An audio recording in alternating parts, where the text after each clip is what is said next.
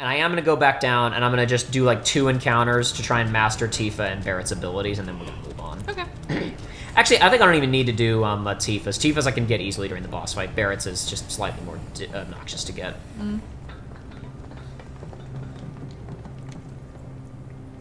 What weapon would you have for Barrett if not that one? I'm pretty sure I just rocked I'm going to take him back to Big Bertha because it has the highest defense stat, and I'm going to build him exclusively for tanking during the final boss. Okay. Someone has to stay behind and hold the elevator. I'll do it. Aerith is going to stay behind. Be right here. Urf's going to stay here because I've got these 2 guys I need to level some stuff real quick. Aerith has not mastered ATB Ward, obviously, but A, I'm not even sure if I'm going to use it, and B, I am going to use the staff that it's on, so I don't need it mastered. I'm just gonna use the power. Cool. Gotcha. Alrighty. What's a way back to monsters? I'll just wander around for a few minutes. But no, I was gonna say, last month, I guess 2 months ago now, I went to the Annecy Film Festival in France with a friend of mine. Actually, man, I'll just go ahead and say I was visiting my friend Shayla, who I have continually forgotten to shout out during this playthrough. She was in the description of this playthrough at the beginning of it, but she did the art of the little chibi. Cloud, Barrett, Tifa, and Aerith faces that I use at the ending of every episode to accompany the little. They're all wearing headphones with the little. They're all listening to music. Uh-huh.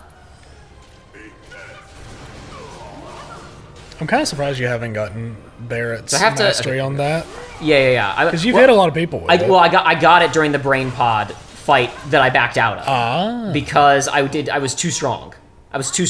He was too built. He was too strong. I was using that, and they did too much damage without filling their stagger meters, so I'd killed all of them. What I needed was to use his deadly dodge to do ice damage that didn't kill, but increase their stagger meters quickly, so that I could, I had a thing equipped on Barrett where his limit gauge filled faster if he staggered enemies. So I needed to do a very particular type of damage at a very particular rate in order to be able to actually still have a room full of enemies to kill with his limit break. Yeah. Again, would have been cooler if I gotten it first try. It's a little anticlimactic after all that, but whatever. With the power of editing and voice splicing, you can if you were so inclined. Are there monsters in here again? Just wander around. But anyway, while I was at Annecy, which is basically, it's the big international film festival specifically for animation. I didn't actually wind up going to a ton of screenings. I treated it as like a relaxing vacation because I hadn't really gone on I hadn't taken like a proper go somewhere vacation for several years. Do not kill, just pressure. I need to land True Strike on him. Do not kill. Don't kill. Son of a bitch. Did they you killed. kill? They killed. No, I didn't say proficiency went up. They killed too quick. Damn. I was too strong once again. I don't know my own strong.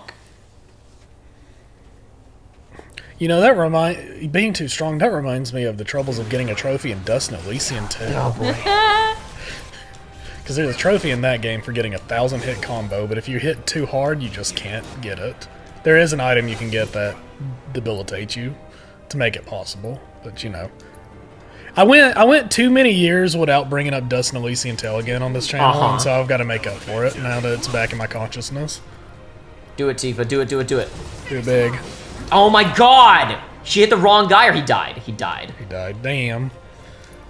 You didn't even get proficiency for that either, did you? No. You get a tiny bit of proficiency gain just for using the ability, but you get most of it from doing the particular way they want you to do it. So what is True Strike?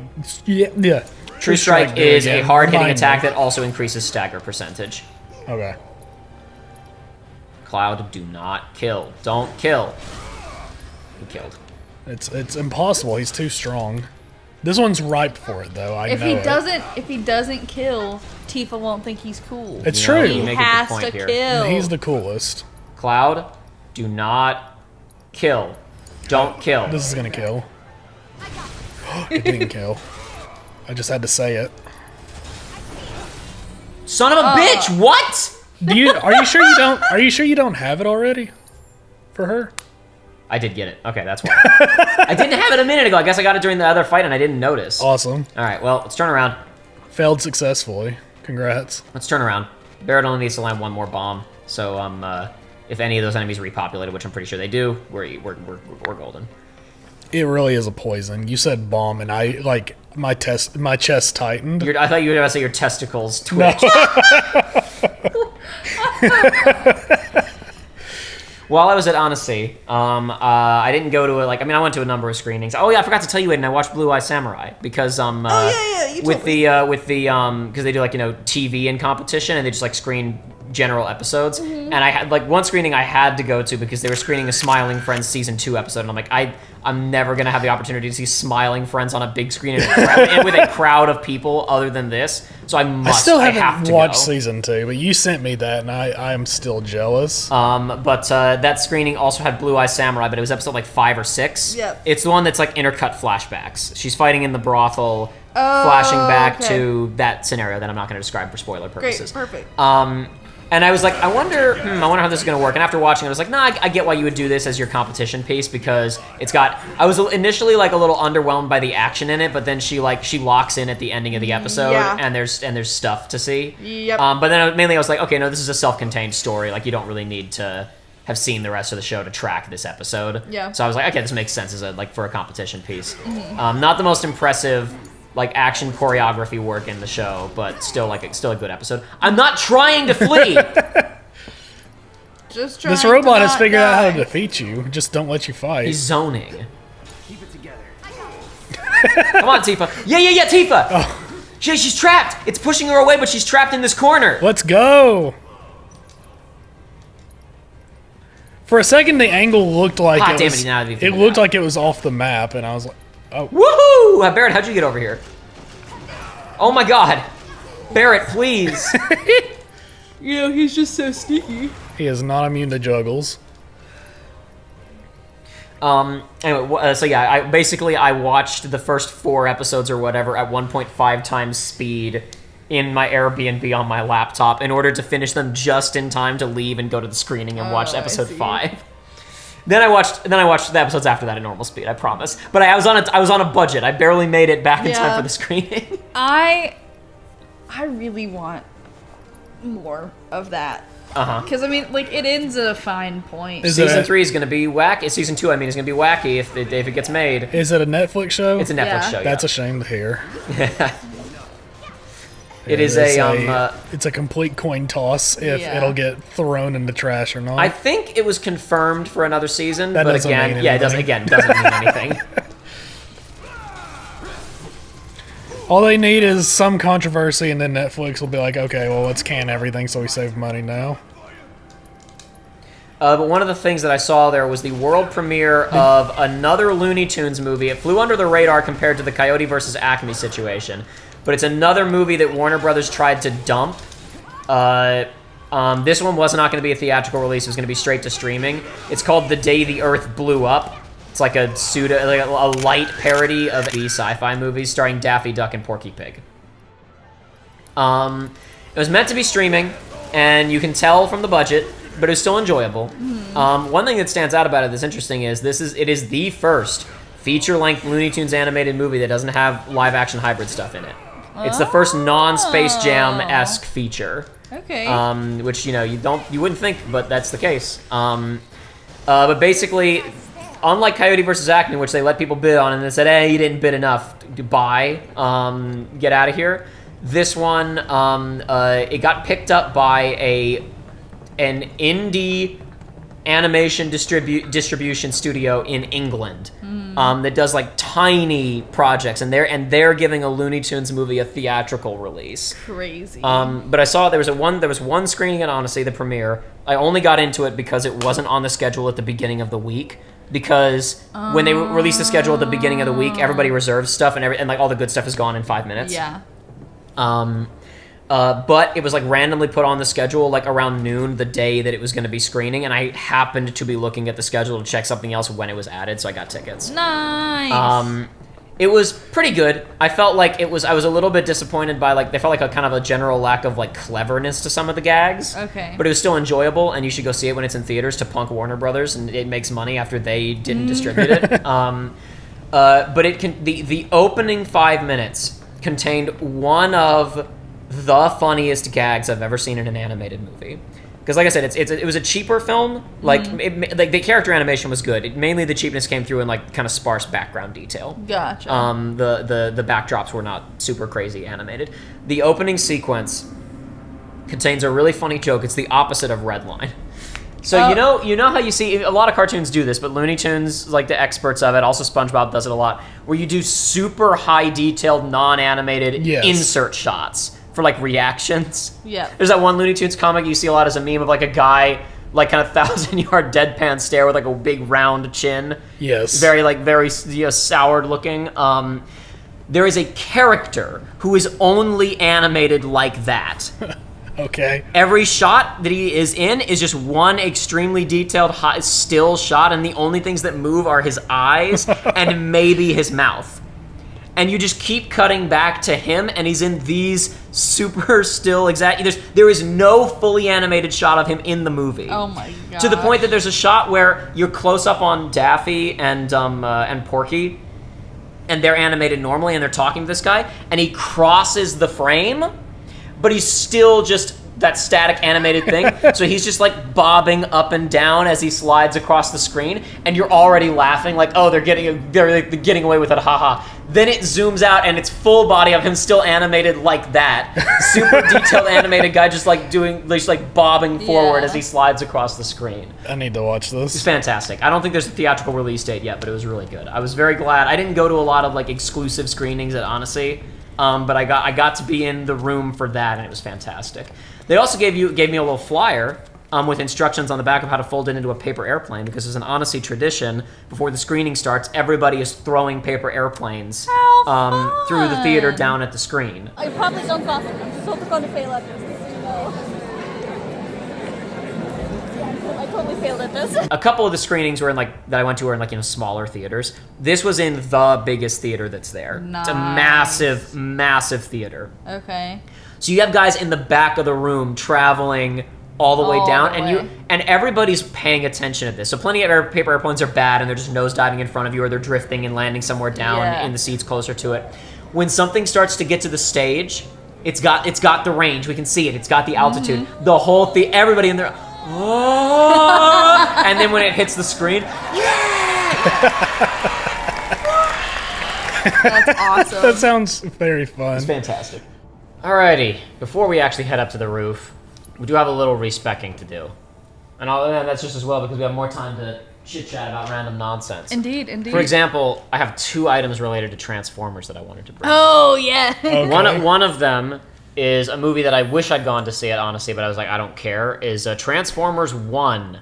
Are you talking about the animated It's one? an animated movie about the fall of Cybertron. Yeah. Okay. I'm not a Transformers guy. I don't care. It was premiering it, honestly, but I was that's going to be a hot ticket. I don't care about trying to get it, and I don't care about going to... Because, you can reserve tickets, but also, if you don't show up, which people often don't, in 30 minutes before the screening starts, they just start letting people in from the standby line. Nice, So if you want to get into something, really, if you go 2 hours beforehand, you can get into it. Okay. But I was I just don't really care all that much. Right. I only found out afterwards that I should have been there. All right. Okay. Because I found out, I saw a headline that was Transformers 1 is Industrial Light and Magic's first feature film in 10 years. And I said, Industrial Light and Magic is a special effects house. They don't make feature films, right? So if anybody doesn't know, Industrial Light and Magic is a special effects company that George Lucas made specifically for the original Star Wars. Okay. He made a dedicated special effects house to be able to try and pull off the stuff that he wanted to do with the original Star Wars. Because they had to invent all of the effects that they did to that movie. That was why it was so ridiculous. He had just get guys up in a room and say, figure it out. Yep. And to be fair, he was a big part of figuring some of that stuff out too. For example, all the model work in Star Wars was done with, spaceships or whatever, was models against a green screen, or a blue screen in this case.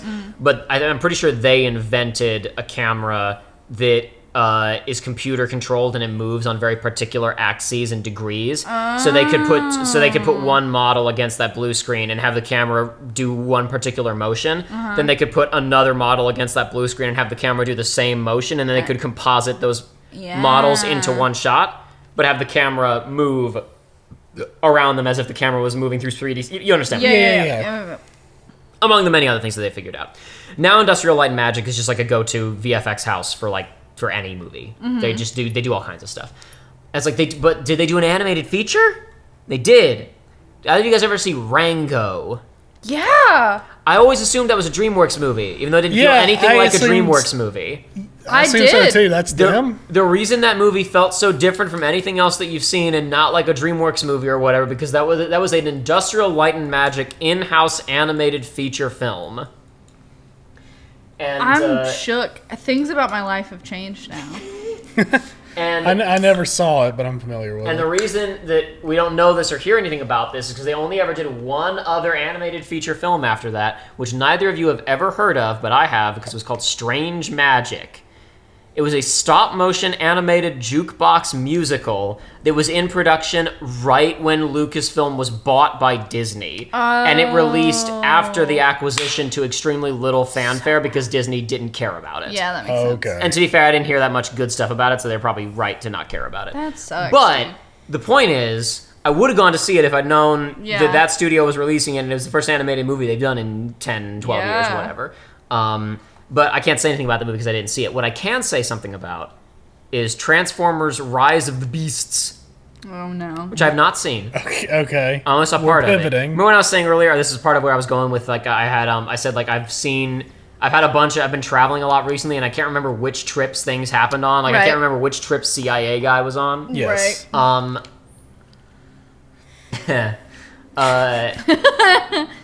There was a guy sitting next to me on a plane who was watching Transformers Rise of the Beasts on his iPad during a flight. Okay. And this was probably like upper 50s, mid 60s year old guy with a white beard.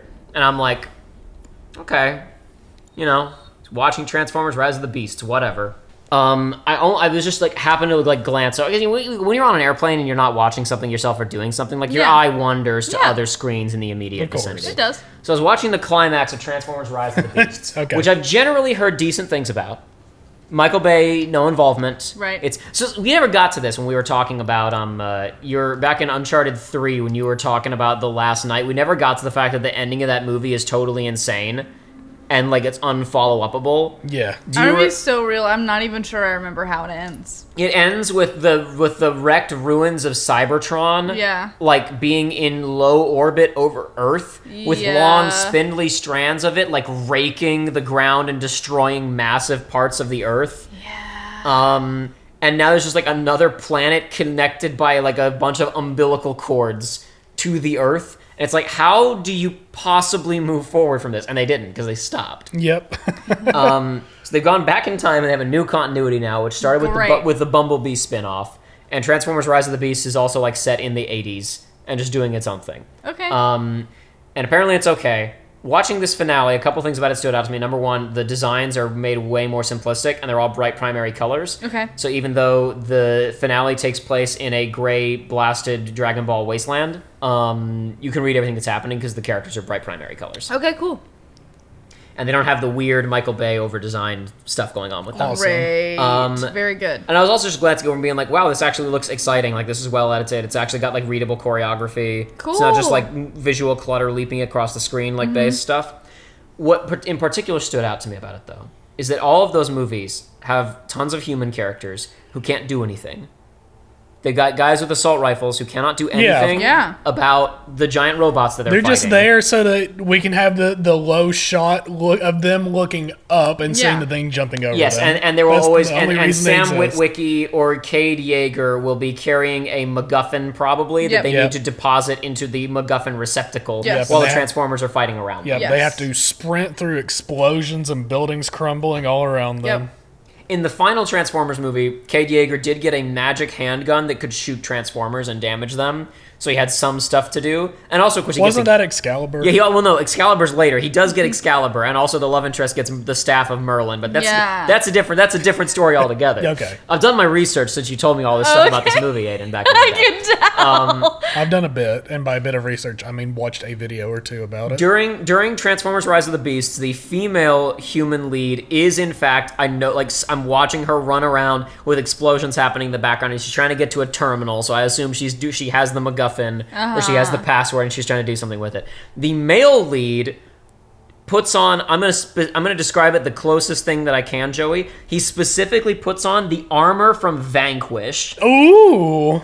And not just in that it has rocket boosters in the back so that he can do double jumps and like sliding, drifting along the ground, but it even has the transforming weapon from Vanquish, except instead of it being an assault rifle that transforms into a shotgun or a sniper rifle or a rocket launcher, it's part of the suit, and it swaps between swords and Mega Man and Mega Busters. Huge. That sounds awesome. And he's actually in fight scenes alongside like Optimus Prime or other guys doing choreography. There's a bit where he's riding on Bumblebee's back while Bumblebee is a car and he's shooting stuff. Nice, so it only took them, what is this, the sixth movie? The eighth movie. If we count Bumblebee, it's the eighth movie. It only took them 8 movies to figure out how to make that. There's a bit when they're escaping. He actually uses his power suit to help at the end when Optimus Prime is trapped, and then when they're running away from the massive explosion and the debris, he's on the back of Optimus Prime as a truck, and he's using his rocket boosters to push Optimus faster. No. And I was looking over.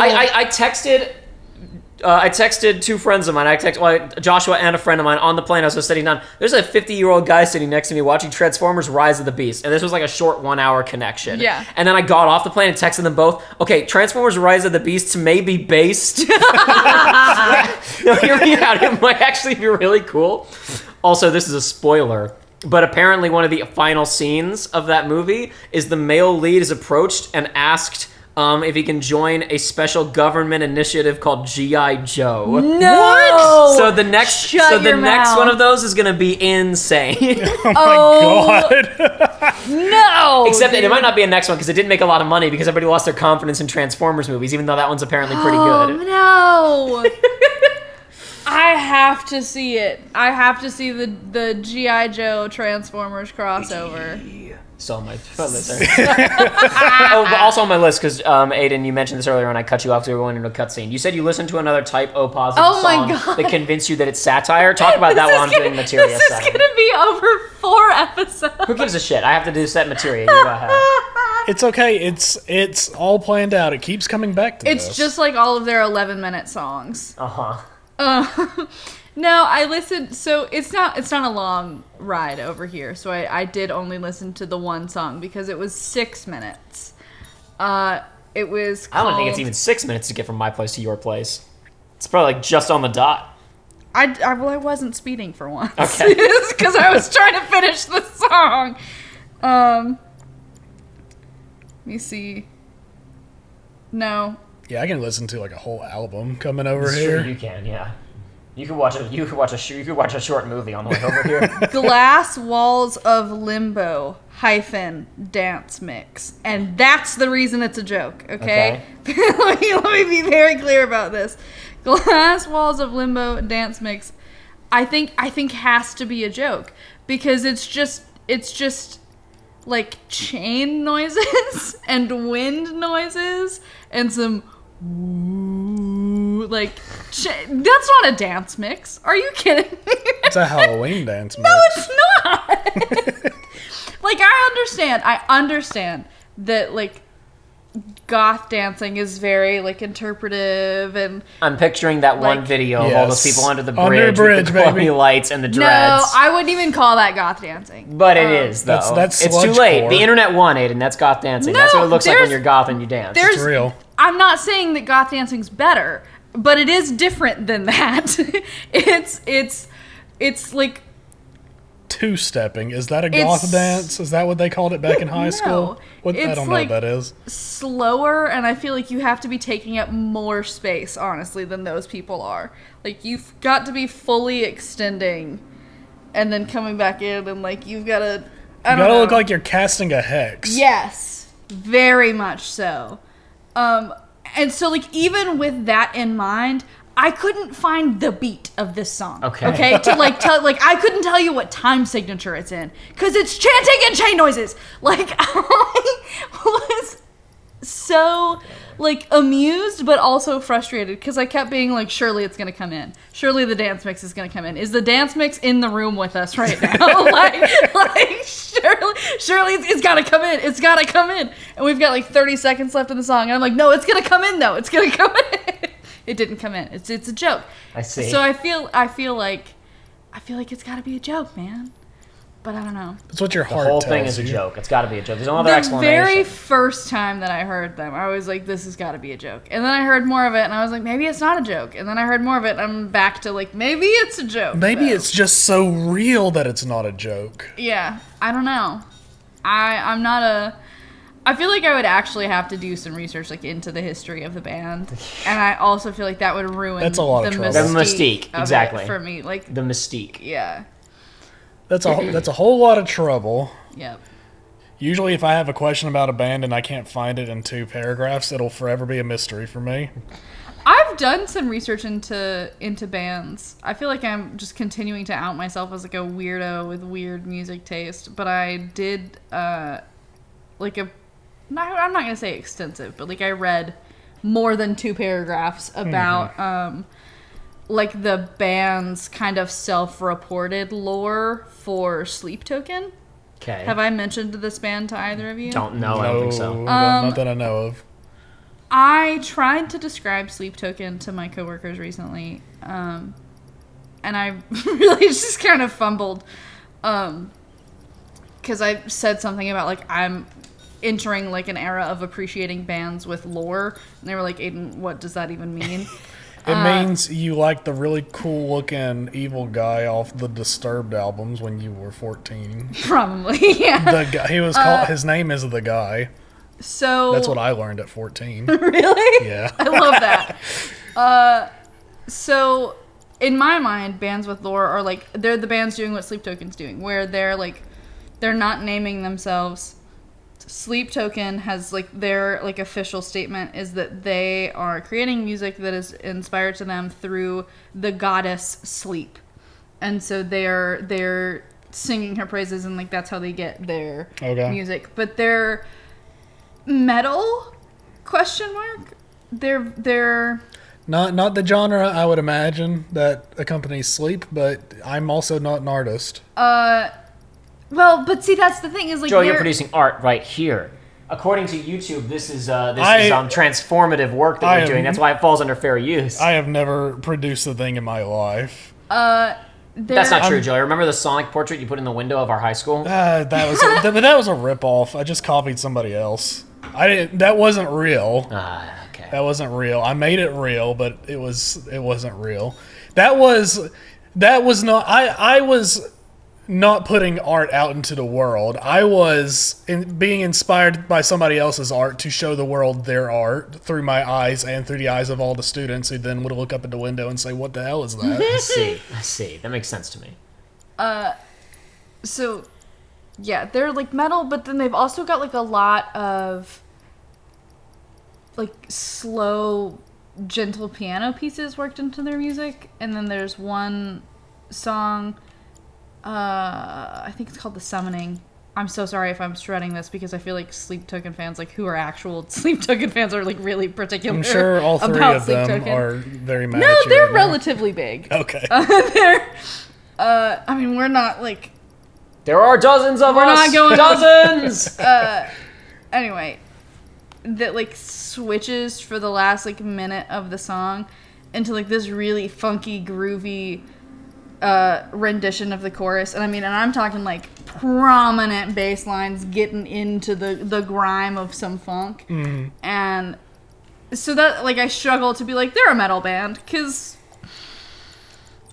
that diminishes them. I think. Well, that's the thing. Is one thing that I've learned as I've gotten older is just that it's like especially. I mean, it's the same in any category, but it's like especially when it comes to music, it's like nothing is ever truly, it's like, oh yeah, this is a rock band. This is a metal band. It's Right. like there's always nuance to it. I always used to laugh at the images where it was like, you know, this isn't forest music. This is gnome core. This is toadstool Yeah. core. Stuff like that. And it's like, haha, that's funny, but it's actually real. Yeah. I just didn't know it. I remember my friend and I. This is such a stupid thing. We in middle school, we both liked electronic music, but I was like, it's called techno. He's like, no, it's called rave music. Oh. And every time it'd be like, I'm listening to techno. No, you're listening to rave music. And it's like we're just listening to electronic music. Neither of us are correct. I feel like in my brain there is a like when No, you there- say techno and you say rave. No, music, they're two very that's different correct. things. And we were using, we were listening to neither. Oh, that's the thing. Okay. If it's synthy, it's techno or rave music. He was listening to like nightcore though, so I guess that is kind of rave music. Yeah, but- probably.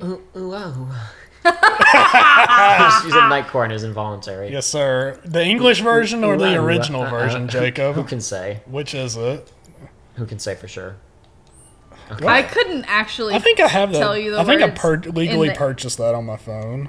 Let me see. Keep So, talking. I was so focused on like curing my making my throat feel okay. I was drinking tea during the first couple of sessions, and I wasn't drinking alcohol for for funny purposes to make myself more entertaining until now, as I'm moving into just a bunch of bosses. So let me just Here, I'll get in there. I'll get in there with you. Oh yeah, here's the proof, everybody. Caramel dancing. now that yay, Joy's got The it. speedy mix. Speedy mixes, super got. That sounded more like I was kissing This somebody. was- Just It letting did. them on a drink.